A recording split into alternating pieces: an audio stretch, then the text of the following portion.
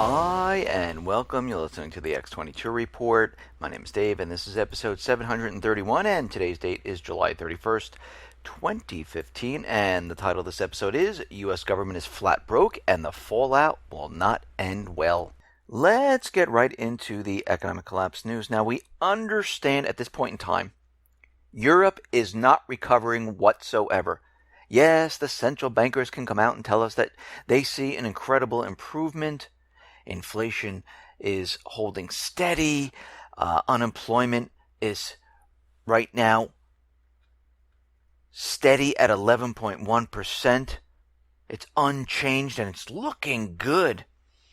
But when we look closer at this, we see there are certain countries that are ticking up a little bit, and their unemployment rate is increasing. Take, for example, Italy. Italy, unexpectedly, their unemployment rate rose to 12.7% from 12.5%. And we see that the youth unemployment surprisingly jumped nearly 2% higher than it was. Now it is at 44.2%, a record level. And we can see that they rival other countries like Spain and Greece.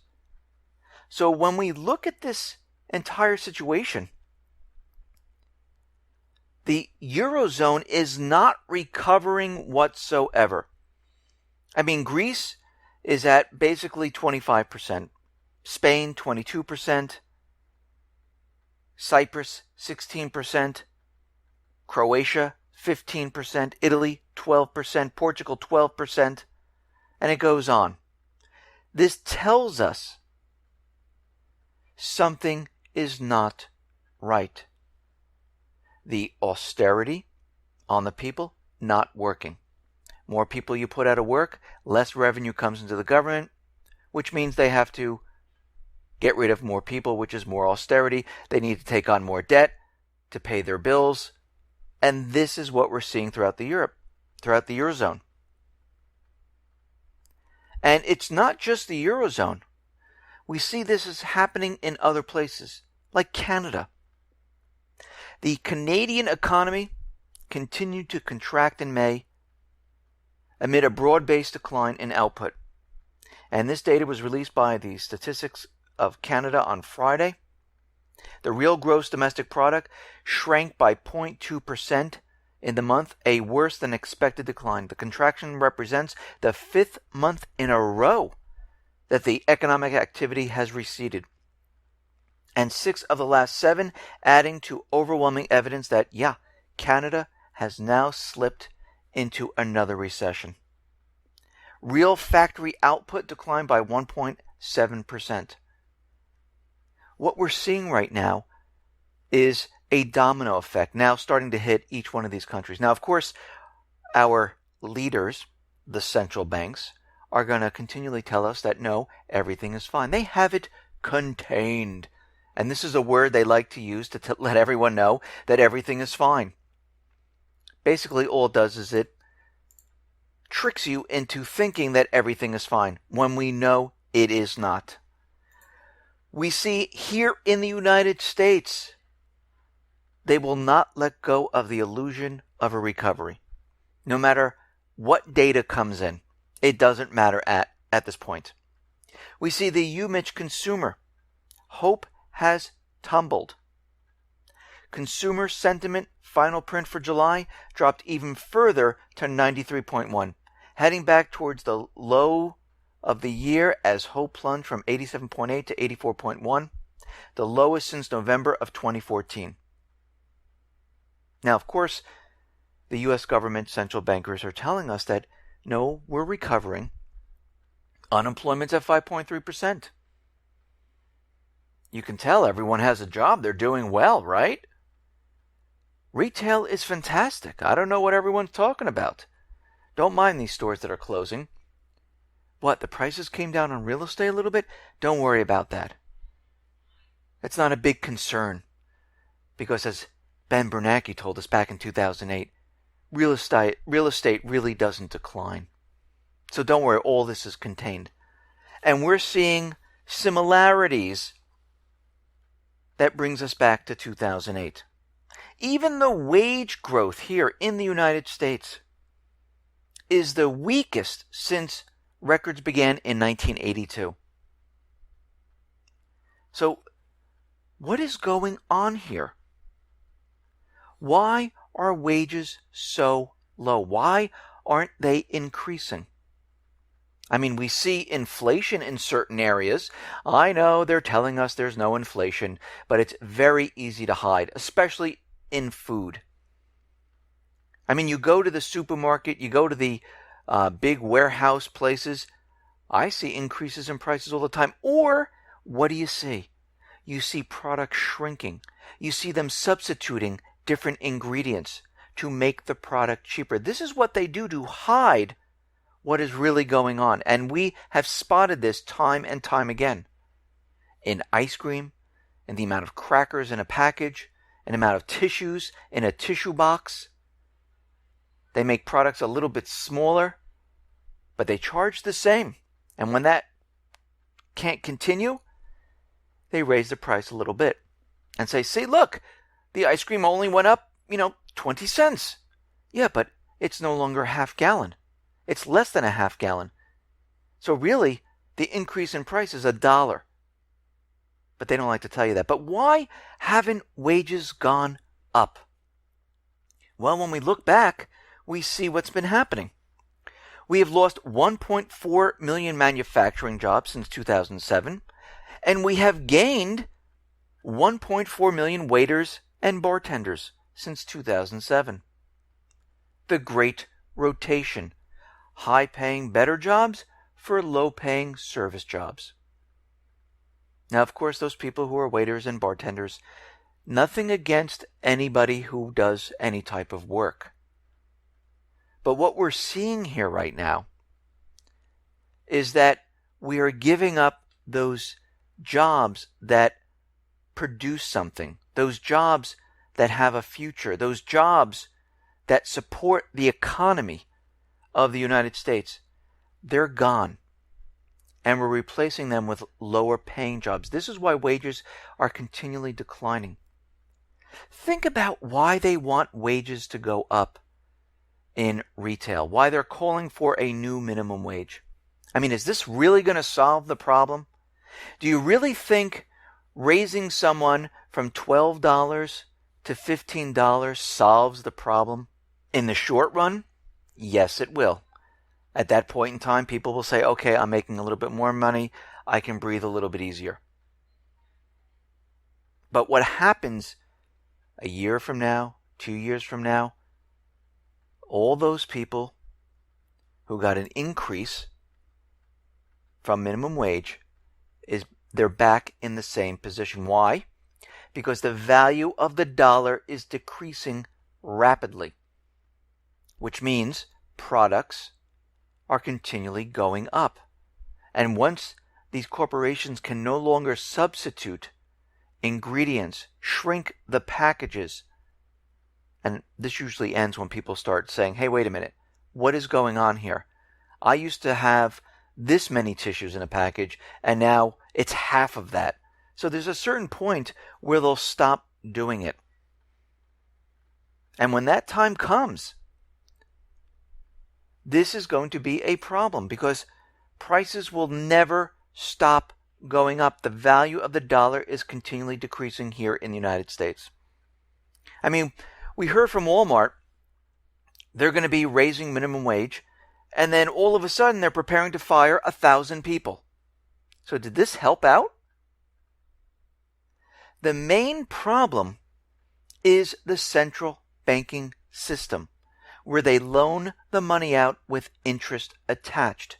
If the government created this money, there would be no interest attached.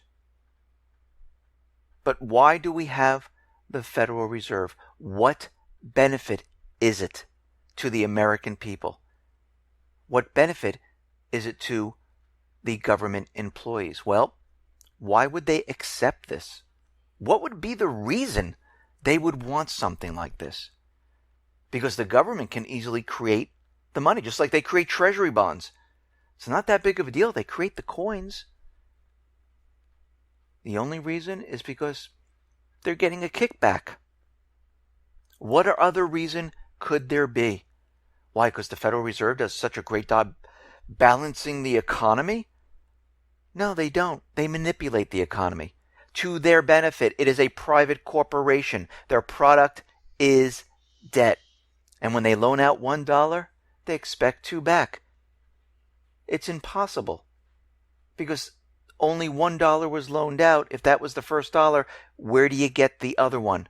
Oh, that's right. You have to borrow some more. And this is why here in this country, 7 out of 10 Americans believe that debt is a necessity in their lives. Most Americans right now say they cannot live without having some type of credit card or some type of debt. And this is coming from a Pew survey saying that 7 out of 10 Americans believe that debt is a necessity in their lives, and approximately 8 out of 10 Americans actually have debt right now. Most of us like to think that, yeah, someday I'll pay off this debt. But very few people actually pay it off. And if they do, they run the debt up once again. This is because the entire system is designed to trap us. And it starts at an early age, like in college, when they start giving you credit cards, or when you're coming out of high school, when you have student loans. The system has been designed to keep you in debt. And as your salary continually declines, it doesn't go up to keep up with inflation. You can't survive on it. So what do you need to survive on it? You need to borrow, which creates debt. 43% of all American households spend more money than they make each month. And U.S. households are more than $11 trillion in debt at this point.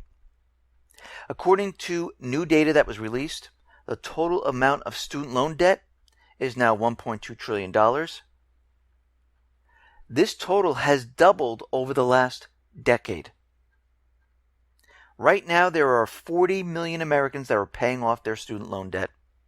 And many of them, cannot find the job they went to school for. They're working part-time, living with their parents, trying to pay this debt off. A lot of them have modified loans at this point. But when we look at the situation, we see there are signs everywhere that this government is going broke.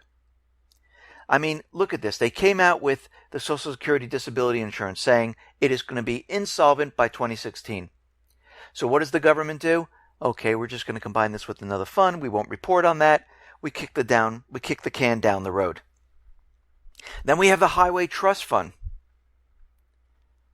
And all they're doing right now is they're kicking the can down the road once again. The Congress has now passed a 90-day of execution for the Highway Trust Fund, which only delays the inevitable. Over the next 3 months, they'll sit down to the task of figuring out who to steal from. So they're either going to raise taxes, or they'll raise taxes on someone else, which will then basically, ultimately, be passed on to you. Because this is how it works. What they do is they shuffle things around. And then we're going to see Social Security, Medicare, and basically we're going to see cities start to default. I mean, look at Detroit, look at Baltimore, look at Puerto Rico. Because what's happening here is the cities, the states, the federal government, from debt, is completely broke. And we know there's no way out of it. They've been trying to raise revenue just to pay for the interest payments. This is why they started Obamacare. This is why they're pushing so hard for global warming, which then they changed to climate change, which didn't make sense, so they went back to global warming. They're trying to convince you that you are responsible for what is going on in the environment. And how are they going to fix it? Well, they're going to have to tax you. Do you really think that money that they're going to tax you is going to go to help anything except themselves? I mean, they put out so much false and fake information. How do you believe them anymore? You can't. Because all they do is lie. They lie about weapons of mass destruction in Iraq. They lied about 9/11, the Boston bombing. They lied about Al-Qaeda, the Islamic State. They continually lie about everything. The Affordable Care Act. It's affordable. You can keep your doctor. Everything's fantastic. And then you find out premiums are skyrocketing. You can't keep your doctor. It's all one big lie. And right now, they're keeping everything at 0% interest rates just to keep this thing held together. We see Turkey and China right now. They want to trade in their national currencies, bypassing the dollar completely. Turkey and China want to give up the dollar and switch to a national currency in bilateral trade. Moreover, China's AIIB Bank is expected to provide loans for infrastructure projects in Turkey. And right now, Beijing is interested in investing in the Turkish energy sector, and they would like to sign some contracts to build nuclear power plants in Turkey. And this is happening with many countries with China, where they're making the suggestion and they're saying, listen, let's trade in our own currencies. Let's bypass the dollar. Why do we need this overhead? It makes no sense. And this is what we are seeing today. And this will continue as time goes on. I mean, look how many bilateral trades China has made with nations around the world. To trade without the dollar. To set up clearinghouses so countries can keep the yuan renminbi in reserve. Here in the United States, they are continually pushing their agenda. And they have so many different agendas. We see the FBI right now is looking at financial companies because they're facing extortion threats from hackers who threaten to knock the websites offline unless the firms pay. Now, with the NSA and all this spying, they can't find these people? Think about this for a second. That tells us that their system doesn't work, or they're trying to push legislation. And if it truly is a hacker, how are they able to gain access? Maybe it's from the back doors that the NSA opened up to spy on the American people. So actually, who's to blame? The NSA, FBI, CIA. We see RBS and NatWest. They were hit with a cyber attack. And they were hit during the time period when everyone was getting paid. And it affected about 6.5 million customers. But we see DHS right now is okaying the bill to monitor federal networks. An Obama administration top official has endorsed legislation that would allow the Department of Homeland Security to surveil public internet traffic on government networks. The Senate Homeland Security and Governmental Affairs Committee approved the measure Wednesday on the heels of devastating agency hacks. Now it's going to the full floor for a vote. And what are they doing here? They are pushing cyber legislation. Jay Johnson said in a statement Thursday night, the legislation would tighten security by ensuring agencies understand they are legally permitted to disclose network traffic to DHS for narrowly tailored purposes. And we know there's CISA just sitting there waiting to be voted on. Now, we know it got through the House, and we know that Congress is taking a vacation, and they're trying to push this bill before they go on vacation. And what's very interesting about this is that they're trying to push something through that basically is a violation of the Fourth Amendment. And Leahy, Senator Patrick Leahy, said if the majority leader is serious about improving our nation's cybersecurity, he will allow for a meaningful amendment process, such as a move which would allow critics to a chance to strengthen the bill's privacy protection. Because right now, this bill allows the government to access your private information because it doesn't hold the companies liable if they pass it along to the government. And all the government has to do is order it. No search warrant. So what we're seeing right now is they're using a lot of fear, scare tactics to push their agenda through. Now, like I said in the past, everyone needs to take their own everyone needs to take responsibility, and they need to protect themselves in any way you possibly can. There's a product out there where you can do your searches instead of using Google. You can use StartPage. You can use a new web search engine called Good Gopher. You can write your own encryption. You can have someone else write your encryption from scratch. You can go to different sites where you can hire people out to do this.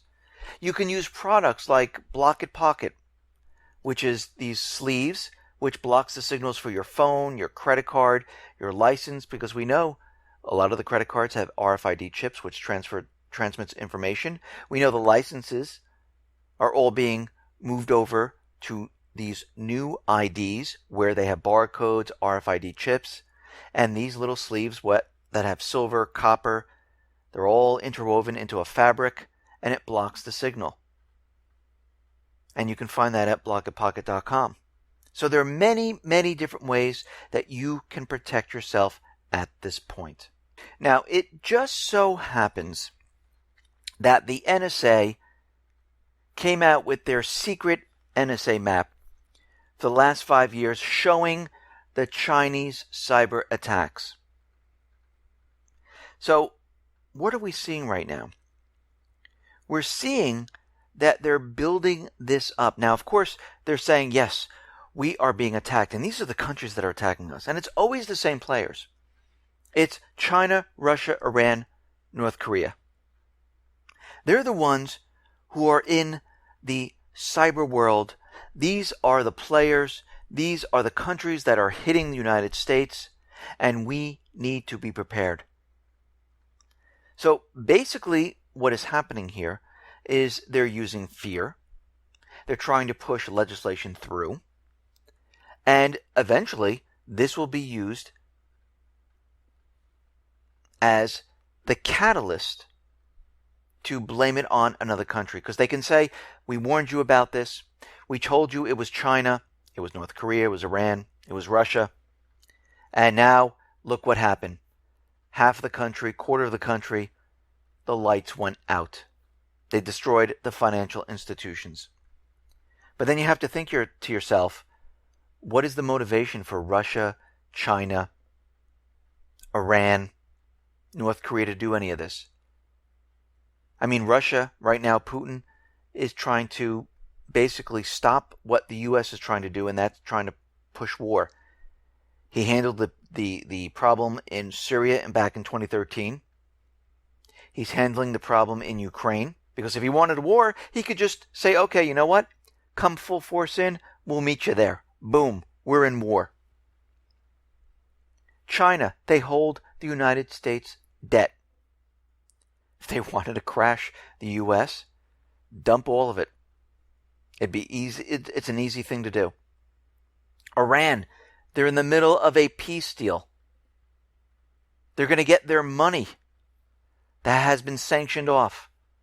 Why in the world would they start something now? It makes no sense whatsoever. So we can see at this point in time, there's no motivation. Basically, it's just scare tactics. And we see from WikiLeaks, they've published documents that say and show the United States spied on Japanese officials. So far, they've spied on all the allies. Does this sound like a good ally? WikiLeaks on Friday published a list of 35 companies, government ministries, and individuals it identified as targets of surveillance of the NSA. And it goes back to 2006. Yes, because this government right now is spying on everyone. And there's many different agendas associated with this. It's for blackmail. It's to find out patent information, investment information. It's to find out who is doing what the people are talking about. What are they planning? They put together social profiles and correlate the data. This is what it's all about. Because if this system was truly effective, we wouldn't be getting spam anymore. We would know where every single attack is going to be, and so far the FBI, CIA, DHS can't stop anything. So we know this system is completely a waste of time. It's completely fake, phony, and false, and it's not being used to stop terrorists. Because if it truly was, guess what? They would have known about everything that was coming, and they know absolutely nothing. Why?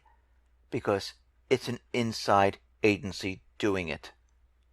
And their focus is not on terrorists, because they know there are no terrorists out there. Yes, there's a few running around, but to the degree they're talking about, doesn't exist. This has been created out of thin air to scare everyone into doing things you normally wouldn't do, like give up your rights, like freedom of speech, owning a weapon. You're allowed to be searched whenever they want. And people say, no, they can't search me. Well, you go into the airport, what do? Yeah, they search you. So guess what? Your rights are violated whenever that happens. Now, many months ago, we had the scare of Ebola, and it was all over the corporate media.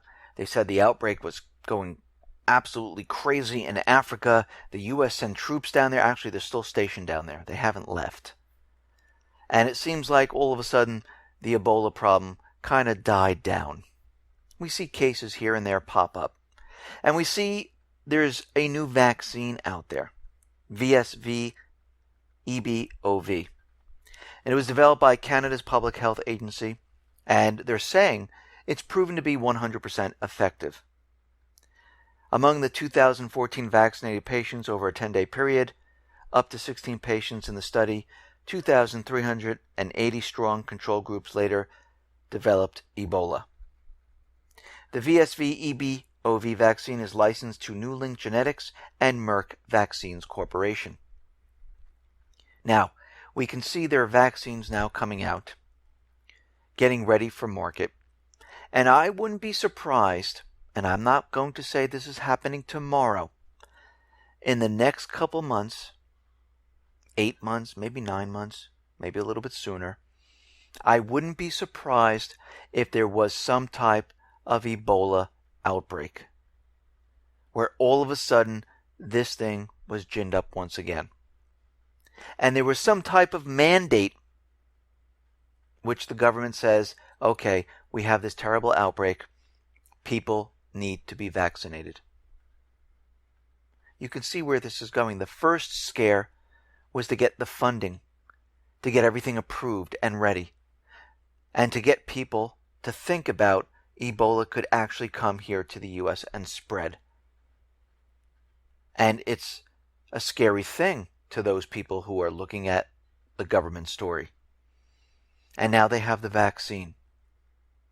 And now they're sitting here going, okay, it's 100% effective, but we don't have that many cases.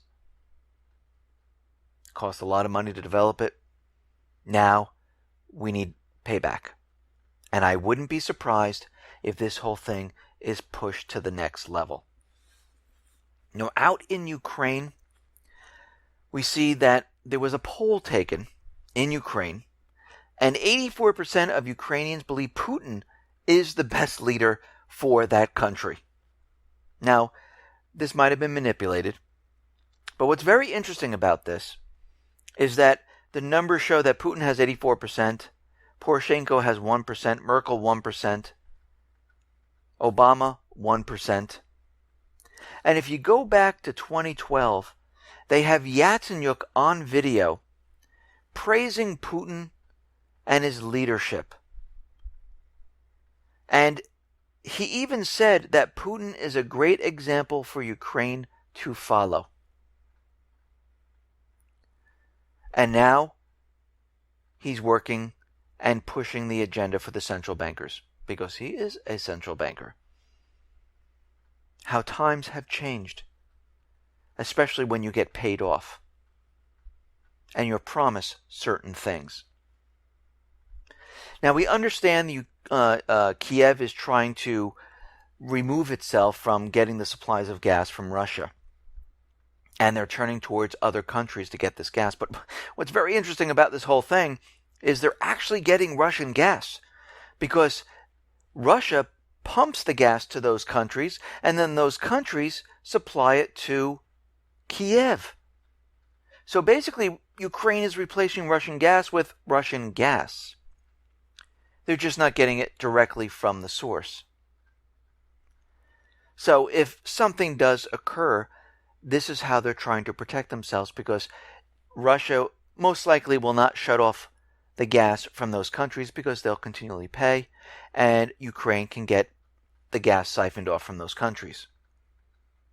Now, Ukraine's constitutional court, they have ruled that the draft decentralization amendments, they are constitutional.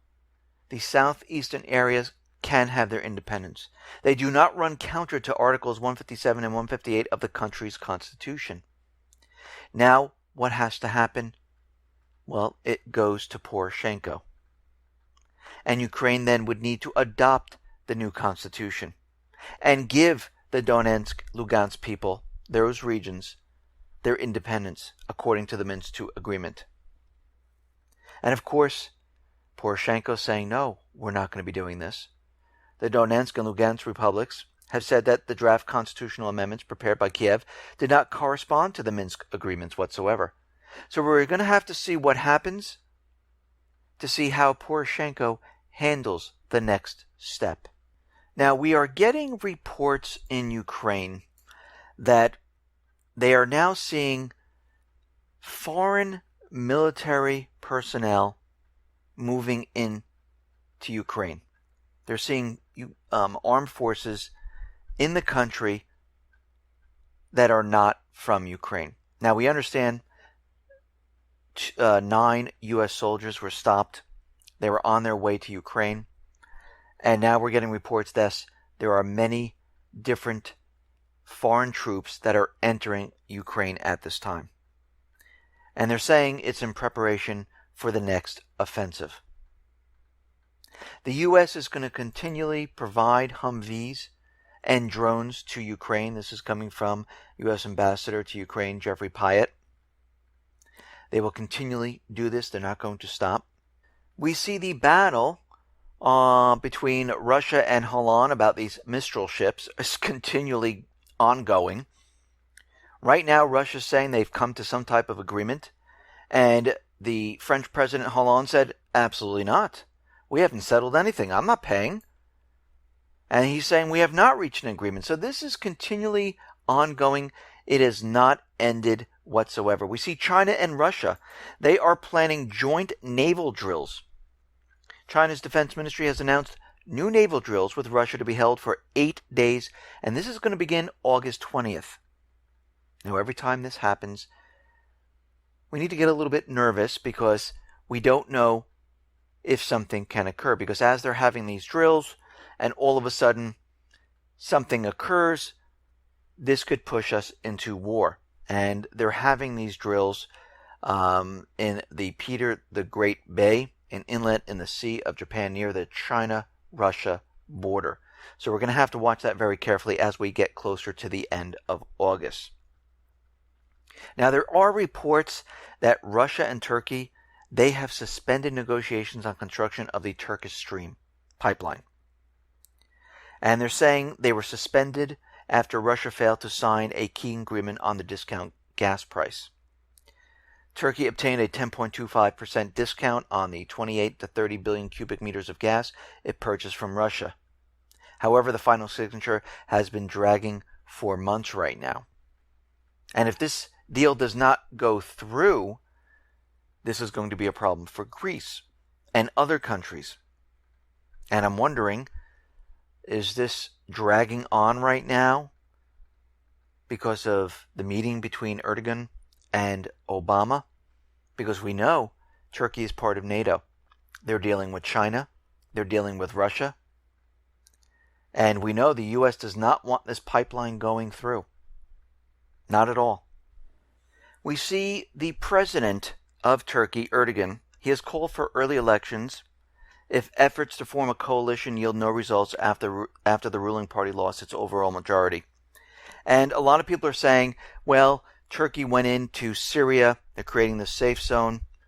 This was all so Erdogan can get an early election to destroy the opposition party. Well, when governments do this, it's not just because of one agenda, it's because of many different agendas. And this might be part of it to stay in power. Right now, Turkey is without a full-time government, even as it presses cross-border military operations against militants in Syria and in Iraq. So, what are we seeing right now? Well, we are seeing Turkey using this to get a safe zone, to go into Syria. They're trying to create a reason why they needed to do this. And it serves many different purposes. And at this point in time, we see this was a plan all along. It was to create these safe zones, to bring troops in, because their goal is the same. It's never changed. It's to get Assad. They could tell you over and over, this is not what it's about. But we know Turkey is behind the Islamic State. They support them. They let them go back and forth between the borders of Syria and Turkey. We know the U.S. uses the Islamic State as their proxy army. They were trained, ready to go. And we can see at this point in time that all of this is being done for one reason. So let's take a look at this for a second. The U.S. and the coalition forces, with millions and millions of dollars, wanted to help Syria out. They went into Syria without the permission of the Syrian government, without the help of Russia or China to fight terrorism, and they started to bomb in a sovereign country.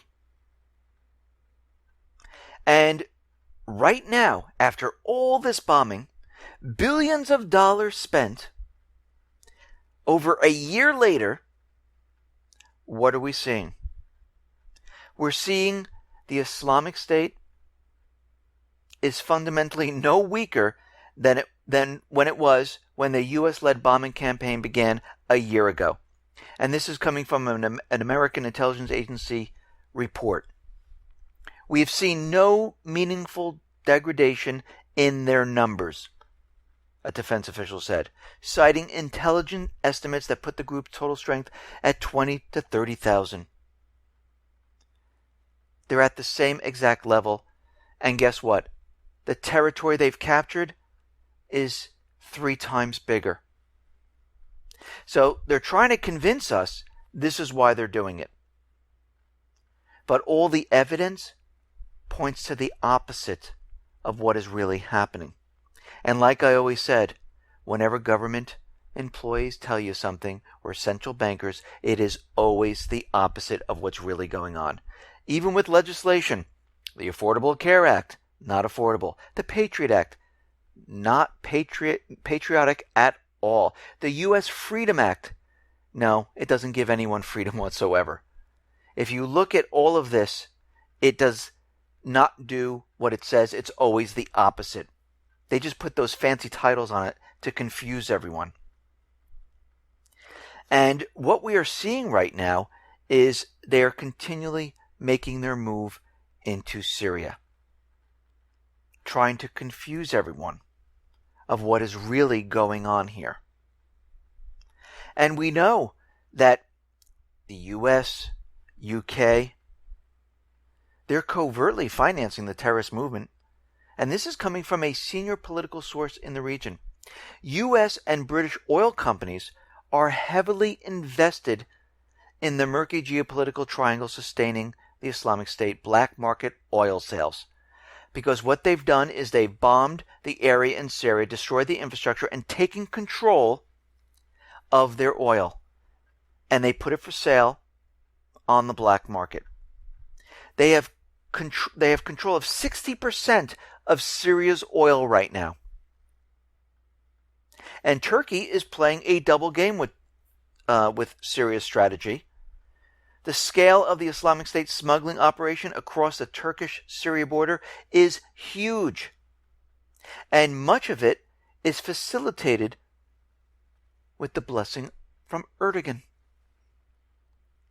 So what we're seeing right now is that this is being done for one reason, and that's to go after Assad.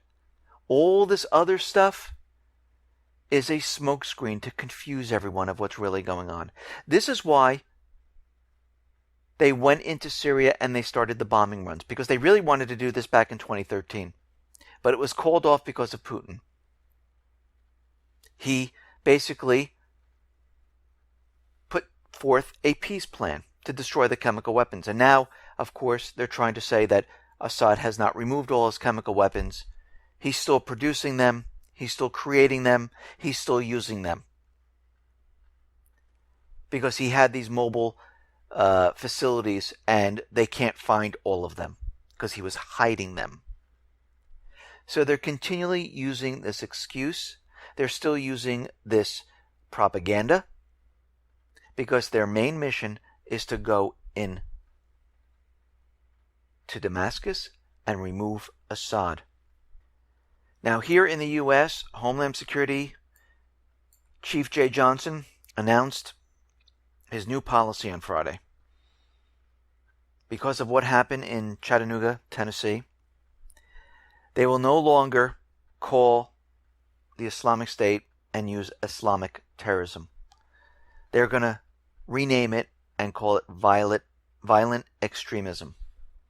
Well, they could call it, dash terrorism, because dash is the phrase they use in the Middle East. They don't call them the Islamic State. But it's very interesting that they're going to be calling it violent extremism, because this term can be put to anything really here. Anyone that is violent, it's extreme. And it doesn't have to go with the Islamic State. It could be anybody, if you really think about it. Listen, everyone, thanks a lot for listening. Be well, be safe, and especially be prepared. Thanks a lot.